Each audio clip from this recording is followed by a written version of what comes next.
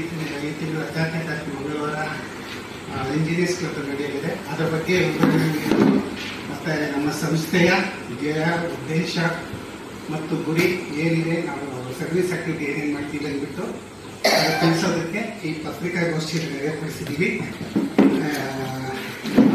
ನಮ್ಮ ಜಿಲ್ಲಾ ರಾಜ್ಯಪಾಲರಾದ ಉಮೇಶ್ ಅವರು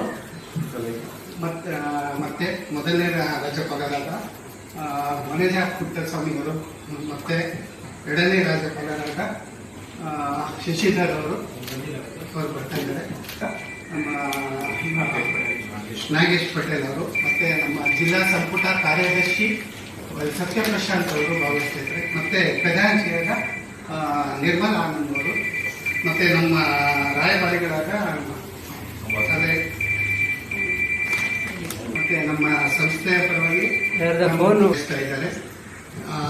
ಇದೀಗ ನಮ್ಮ ರಾಜ್ಯಪಾಲ ಉಮೇಶ್ ಇಂಜಿನಿಯರ್, ನಾನು 272 ಜಿಲ್ಲೆ association of Lions club international ಈ ಡಿಸ್ಟಿಕ್ನ ರಾಜ್ಯಪಾಲರಾಗಿ 26/2027 ನನಗೆ ಆಯ್ಕೆ ಮಾಡಲಾಗಿದೆ.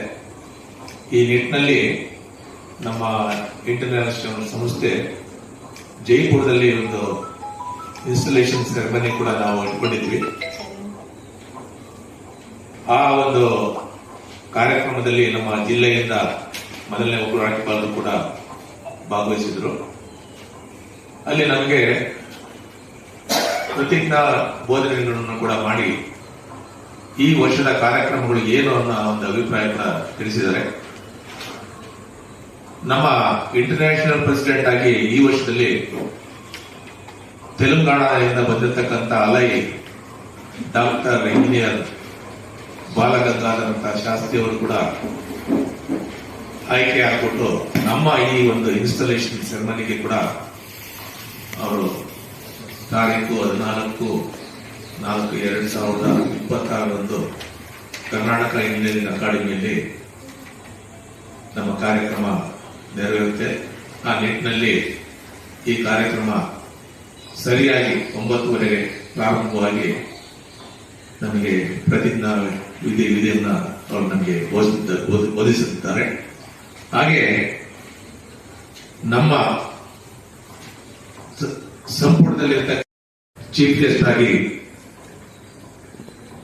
ನಮ್ಮ GT ದೇವೇಗೌಡ ಅವರು ಕೂಡ, ಅವರು ಫಾರ್ಮರ್ ಎಜುಕೇಶನ್ ಮಿನಿಸ್ಟರ್ ಕೂಡ ಆಗಿದ್ರು. ಅವರು ಕೂಡ ಈ ಕಾರ್ಯಕ್ರಮಕ್ಕೆ ಮುಖ್ಯ ಅತಿಥಿಗಳಾಗಿ ಅವರು ಕೂಡ ಆಗಮಿಸ್ತಾ ಇದ್ದಾರೆ. ನಮ್ಮ ಜಿಲ್ಲೆಯಲ್ಲಿ ಇಂಟರ್ನ್ಯಾಷನಲ್ ಡೈರೆಕ್ಟರ್ ಅಲೈ ಅಜಂತಾ ಎಸ್ ರಂಗಸ್ವಾಮಿ ಅವರು ಕೂಡ ಆ ದಿವಸ ಬರ್ತಾ ಇದ್ದಾರೆ. ಹಾಗೆ ಪಾಸ್ ಇಂಟರ್ನ್ಯಾಷನಲ್ ಡೈರೆಕ್ಟರ್ ಹಾಗೂ ಇಂಟರ್ನ್ಯಾಷನಲ್ ಕಮಿಟಿ ಚೇರ್ಪರ್ಸನ್ ಆದಂತ GP ದಿವಾಕರ್ ಅವರು ಕೂಡ ಈ ಕಾರ್ಯಕ್ರಮವನ್ನ ವೀಕ್ಷಣೆ ಮಾಡಕ್ಕೆ ಅವರು ಕೂಡ ಇಂಟರ್ನ್ಯಾಷನಲ್ ಬರ್ತಾ ಇದ್ದಾರೆ. ಈ ಕಾರ್ಯಕ್ರಮದ ಒಂದು ಉಸ್ತುವಾರಿಯನ್ನ ನಮ್ಮ ಆಗ ಅಲೈ ಡಾಕ್ಟರ್ ಎಸ್ ಕರುಣಾವೀರ ಕೆಂಪಯ್ಯನವರು ಕೂಡ ಆ ದಿನ ಆಯೋಜನೆ ಮಾಡಿರ್ತಾರೆ. ನಮ್ಮ ಉದ್ದೇಶ ಇಷ್ಟೇ, ಈ ಒಂದು ಏನು ಸಂಸ್ಥೆ ಇದೆ ಇದು 2008ನಲ್ಲಿ ಪ್ರಾರಂಭವಾಗಿರ್ತಕ್ಕಂಥ ಒಂದು ಸಂಸ್ಥೆ, ಅಂತಾರಾಷ್ಟ್ರೀಯ ಸಂಸ್ಥೆ. ಈ ಸಂಸ್ಥೆಯಲ್ಲಿ ನಾವು 1,40,000 ಒಂದು ಮೆಂಬರ್ಗಳನ್ನ ಈಗ ಆಲ್ರೆಡಿ ಇಟ್ಕೊಂಡಿದ್ದೇವೆ. ಇದು ನೇಪಾಳ ಆಗಿರ್ಬೋದು, ಪಾಕಿಸ್ತಾನ ಆಗಿರ್ಬೋದು, ಇಂಡಿಯಾದಲ್ಲಿ, ಭೂತಾನ್ನಲ್ಲಿ, ಬಾಂಗ್ಲಾದೇಶದಲ್ಲಿ, ಅಮೆರಿಕದಲ್ಲೂ ಹಾಗೆ ಹಾಂಗ್ಕಾಂಗ್ನಲ್ಲೂ ಸುಮಾರು 34 ದೇಶಗಳಲ್ಲಿ ಈಗಲೇ ಇದು ಕಾರ್ಯಕ್ರಮವನ್ನು ನೆರವೇರಿಸ್ತಾ ಇದೆ. ಈ ವರ್ಷದಲ್ಲಿ ಇನ್ನೂ 10 ದೇಶಗಳಲ್ಲಿ ಈ ಒಂದು ಸಂಸ್ಥೆ ಪ್ರಾರಂಭ ಆಗಿಬಿಟ್ಟು ಸುಮಾರು 48 ದೇಶಗಳಲ್ಲಿ ಈ ಸಂಸ್ಥೆ ಕಾರ್ಯಕ್ರಮವನ್ನ ನೆರವೇರಿಸ್ತಾ ಇದೆ. ಒಂದು ಬೇಗ ಜಾಸ್ತಿ ಆಗಿರ್ತಕ್ಕಂಥದ್ರಿಂದ ನಾವು ಒಂದು ಈ ಸ್ಟ್ರೀಟ್ ವೆಂಡರ್ಸ್ಗಳಿಗೆ ಅಂಬ್ರೆಲಾಸ್ ಕೊಡ್ತಕ್ಕಂಥದ್ದು ಒಂದು. ಎರಡನೇದಾಗಿ ಅಂಗವಿಕಲರಿಗೆ ನಾವು ವೀಲ್ ಚೇರ್ಸ್ ಕೂಡ ನಾವು ಡೊನೇಟ್ ಮಾಡ್ತಾ ಇದ್ದೀವಿ. ಮೂರನೇದಾಗಿ ಬಡ ಮಕ್ಕಳಿಗೆ ಅಂದ್ರೆ ಬಡ ಹೆಣ್ಣು ಮಕ್ಕಳಿಗೆ ಸೀವಿಂಗ್ ಮಿಷನ್ಸ್ ಕೂಡ ನಾವು ಕೊಡ್ತಾ ಇದ್ದೇವೆ. ಹಾಗೆ ನಾವು ಒಂದು ಡಯಾಬಿಟಿಕ್ ಅವೇರ್ನೆಸ್ ಪ್ರೋಗ್ರಾಮ್ ಕೂಡ ಮಾಡ್ತಾ ಇದ್ದೀವಿ. ಕ್ಯಾನ್ಸರ್ ಅವೇರ್ನೆಸ್ ಕೂಡ ನಮ್ಮ ಒಂದು ಪ್ರೋಗ್ರಾಮ್ ನಲ್ಲಿ ಕೂಡ ಇದೆ. ನಾವು ಅಲ್ಲಿ ಕ್ಯಾನ್ಸರ್ ಹಾಸ್ಪಿಟಲ್ ವಿಸಿಟ್ ಮಾಡಿ ಕಳೆದ ವರ್ಷ ಸುಮಾರು ಒಂದು 10 ಲಕ್ಷದ ಏನು ನಾವು ನಮ್ಮ ಸಂಸ್ಥೆಯಿಂದ ನಾವು ಸುಮಾರು ವಸ್ತುಗಳನ್ನ ನಾವು ಅವರಿಗೆ ನಾವು ತಲುಪಿಸುತ್ತಿದ್ದೇವೆ. ಈ ವರ್ಷನೂ ಕೂಡ ನಾವು ಅದಕ್ಕಿಂತ ಜಾಸ್ತಿ ಮಾಡಬೇಕು ಅನ್ನೋ ಒಂದು ಉದ್ದೇಶದಲ್ಲಿ ನಾವು ಮಾಡ್ತಾ ಇದ್ದೇವೆ. ಈ ನಮ್ಮ ಸಂಸ್ಥೆಯಲ್ಲಿ ಕೂಡ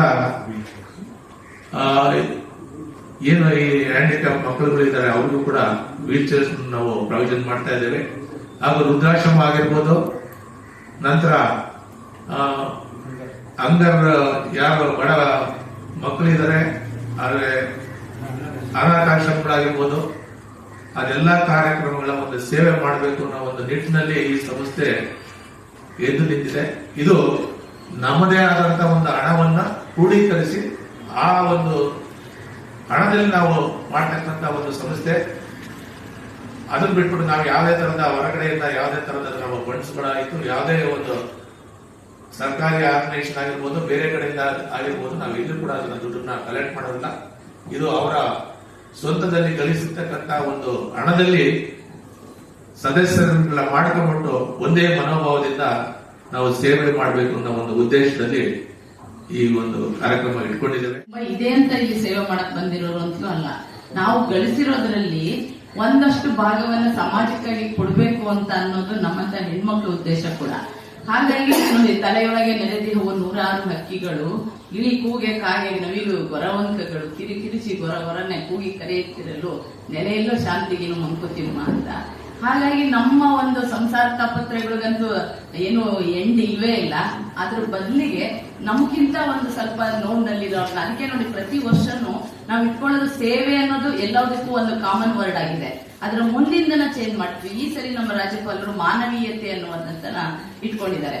ಯಾಕೆಂದ್ರೆ ಮಾನವೀಯತೆಗೆ ಒಳಪಡದಿರುವಂತಹ, ಅದರ ವ್ಯಾಪ್ತಿಗೆ ಬರದೇ ಇರುವಂತಹ ಯಾವುದೇ ಒಂದು ಸಬ್ಜೆಕ್ಟ್ ಇಲ್ಲ ಅನ್ನೋದು ನನ್ನ ಭಾವನೆ. ಅದು ನಮ್ಮ ದೇಶದ ಮಾನವರು, ಮನುಷ್ಯರು ಎಲ್ಲೆಲ್ಲಿದ್ದಾರೋ ಎಲ್ಲ ಕಡೆ ನಮ್ಮ ಸೇವೆಯನ್ನ ನಾವು ಅದನ್ನ ವಿಶಾಲ ಮಾಡ್ತಾ ಹೋಗ್ಬೋದು.